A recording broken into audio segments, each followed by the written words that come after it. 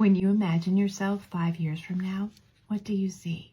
I wonder what your life looks like and what makes you proud. Gosh, when I imagine myself 5 years from now, I can tell you there are a few things that are different. Around here, we normally do vintage, but on Tuesdays we pause. We talk about what it means for you and I to have more joy for our journey because everybody needs that, right? And this month we've been talking about 5 gifts that you could give yourself. Today, we're talking about the gift of vision.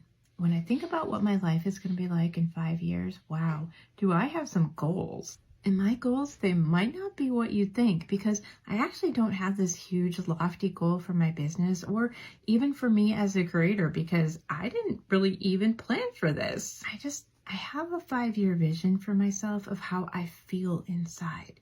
The little tiny daily aspects of my life that add up to a life that I love. I mean, don't get me wrong, there is a lot I like about my life, but there are a few things they really need an overhaul. You probably have some areas of your life where you feel that way too, right? Some things that you're like, oh, I just wish that was not the way that it is. I used a little piece of paper and I pushed it into the eyeglass so I could make a template. There are a ton of resources out there that can help you create a vision for yourself. So if you need that, please go research it. The one question you could ask yourself is, what do I want my life to look like 5 years from now?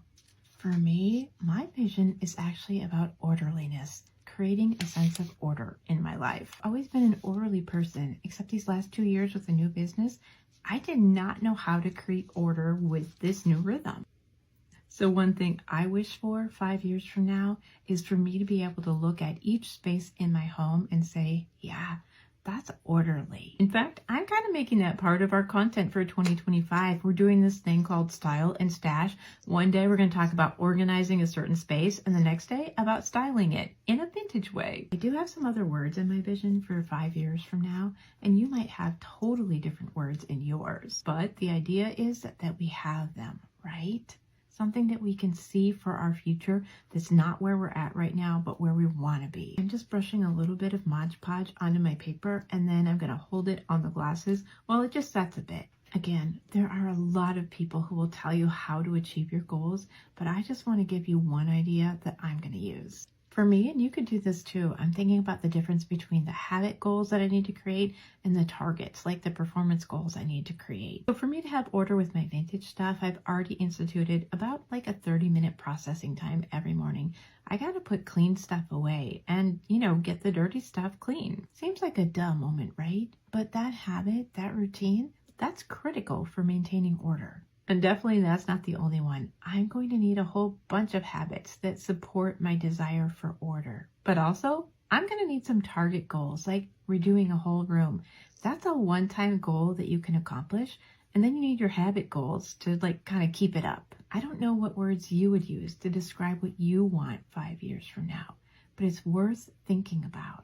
And it's worth putting in place those habit goals and those target goals that will get you there. Because we could envision it all, but if we don't actually put some action towards it, it's not going to happen, right? I'm going to put this little guy on my desk to remind me in this coming year.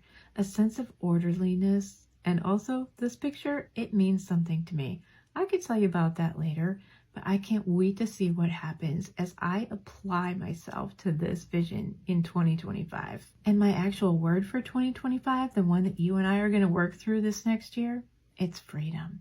A sense of order, that's just part of the ways that we can free ourselves. So if you and I haven't met, I'm Sandy from Whimsy Barn, where we do all things vintage.